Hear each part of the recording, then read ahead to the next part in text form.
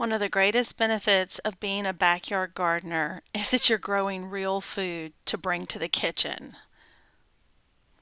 These are like the biggest carrots I've ever harvested.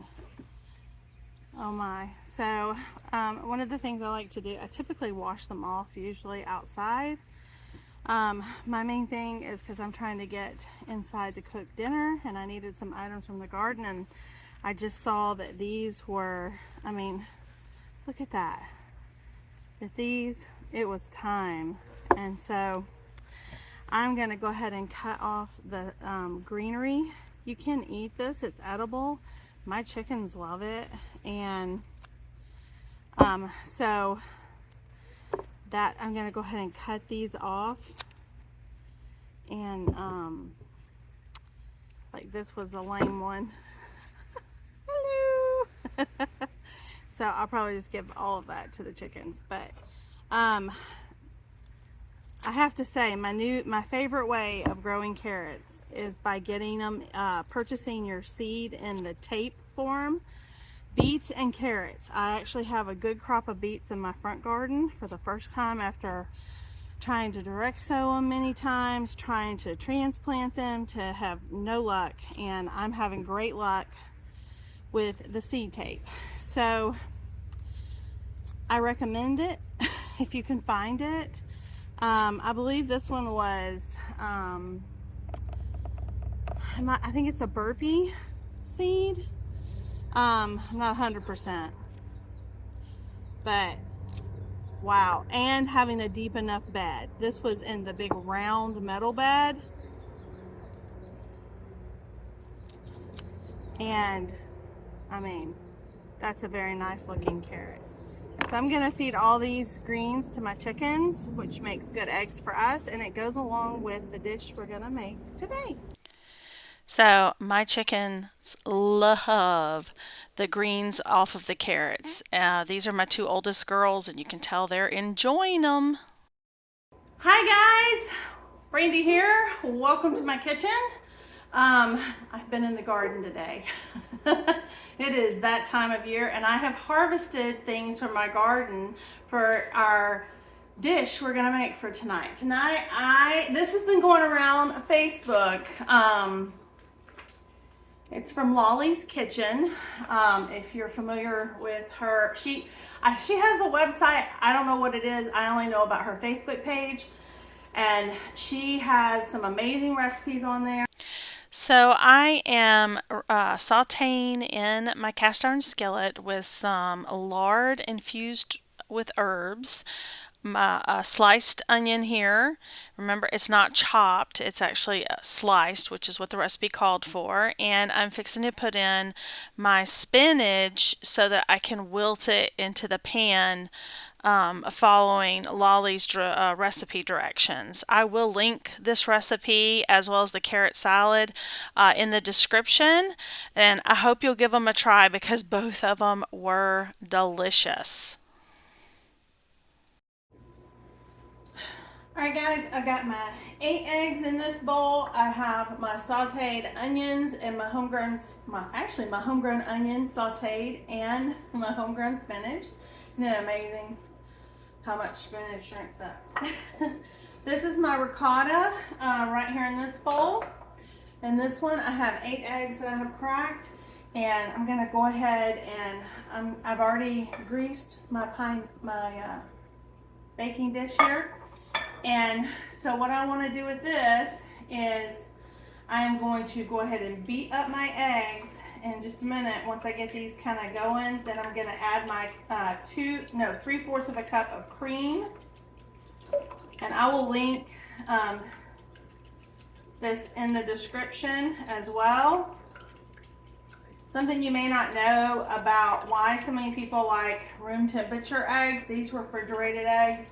They are from my girls. They were older eggs and I need to use them. Is because they actually emulsify better together at room temperature than once you refrigerate them. So if you find a lot of old recipes that say room temperature eggs, that's why. So we're gonna put in, this was heavy cream. We're gonna put that in with this. and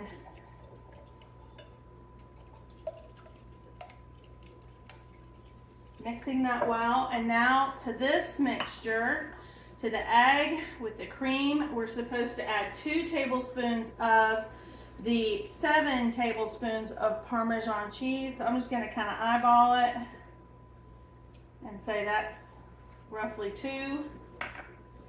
And then I'm going to mix that up. I also need to add some more salt and pepper. It doesn't specify how much salt and pepper, so I'm guessing that's just to taste what you like. I'm just kind of eyeballing it. You can always add more after the process. Can't take it away, so you don't want to overdo it. Plus, a lot of times less is more. That's not what you see on a lot of cooking channels, but if you're cooking for someone else, they may have salt issues, so just keep that in mind. All right, so now I'm supposed to put in my basil. I chopped it, I washed it really well, and then I chopped it. This smells so amazing. This is my fresh basil. It's the first basil of 2023. I can't wait. I love basil. It's really good on homemade pizzas. Okay, so this is all mixed up. And now I'm supposed to mix it with my spinach and onions. And it's cool enough. It's not going to cook my egg. So we're going to mix all of this up. So you're probably like, well, what do we do with this ricotta?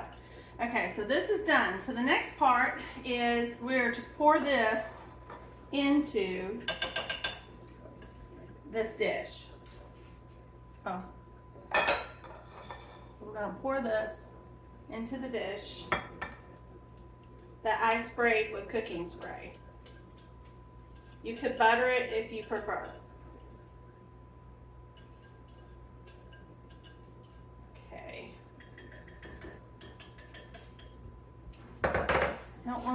I don't want that little piece to be left out. Okay.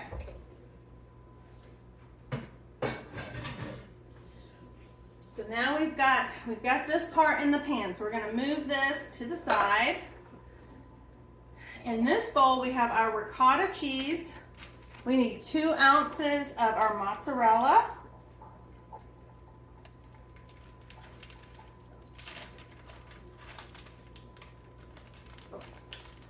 So I'm just going to pour, this was a 6 ounce, it looks about like 2 ounces, so it's what I have, so it's what it's going to be. And then I'm also supposed to put 2 more tablespoons of the Parmesan. This mixture, you're supposed to dollop around as you put these tomatoes on, and then you're gonna, then you're gonna top the rest of this Parmesan on top. Okay, we got it out. This is gonna be good. Here I am putting in the tomato slices, and then you're supposed to dollop the ricotta mixture over, and it just kind of made the tomatoes sink in. And so as you'll see, I just added more tomatoes to the top, and then you finish it off with the rest of the Parmesan cheese on top and bake at 350 for about 50 minutes. I will show you when it gets done what it looks like. But look at that. That's amazing. And that I grew a lot of that. That's just feeling quite thankful. Okay guys, we're gonna make a classic carrot salad. These are carrots that I shredded up, I grew in my garden, but you could totally use store-bought. But you do want to peel them and grate them. And so I just hand grated those. If you have a food processor, that'll go a lot quicker. I do not have the full amount of the recipe I'm following. I am following a recipe from the country cook. Her name is Brandy, but she spells it with an I-E. I will link her recipe in the description. Um, and so I have had some raisins plumping up in some hot water. I have some tidbit of pineapple, and the only part where I'm going off, one, I'm halving the recipe because that's how many carrots I have. Two, I am not, her recipe calls for adding sugar to the mayonnaise, and I don't like to add added sugar to much of anything because I try to watch my blood sugar. But I am going to add half of a teaspoon of Truvia. If you like monk fruit or something like that, you could probably totally do that, but you want to look for what is the equivalent. This is actually less, using the ratio, this is actually less than what she calls for, even with halving it. So I'm just supposed to mix that in with my mayo. And you could make homemade mayo if that's something you want to do. I am reusing a bowl where I was shredding my carrots. They were clean. Less dishes makes me happy. All right, so now we are going to put in our carrots. And if you have a food processor where you can do the shredding of this, that will go a lot quicker. I shred my own cheese with a box grater. My food processor is pretty crappy, and so I just prefer not to deal with it.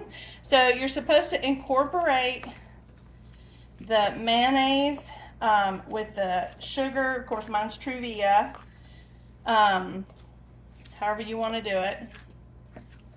In with your carrots. These were the biggest carrots I've grown. I am so proud. I did these in a very deep bed, and I think that's why they turned out so well. They also taste really good. Okay, so now I've got that in there.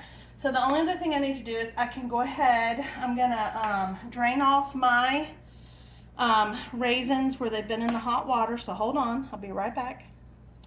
Okay, I don't know if I mentioned, but this is 1/4 of a cup of raisins that have been soaking in hot water for a little while, so they kind of plump back up. So I'm going to pour those in, and then I'm going to pour in, she doesn't give us, but she says to use a small can of pineapple, and of course I'm cutting this in half, so I just went with 1/3 of a cup, somewhere between 1/4 and 1/3 of a cup. I don't know. I don't really know how big those little cans are. I'm thinking they're probably somewhere between 4 and 6 ounces, but I don't know. And then you're supposed to just cover this, put it in the refrigerator to chill, and serve it with, you know, whatever your entree is. I'm doing a crustless quiche for dinner, and this is going to be delicious. Odie's always at my feet when I'm cooking. This dish turned out amazing. It is beautiful, it is tasty, it's wonderful. If you found value, please like, subscribe, and share. We'll see you next time. Bye!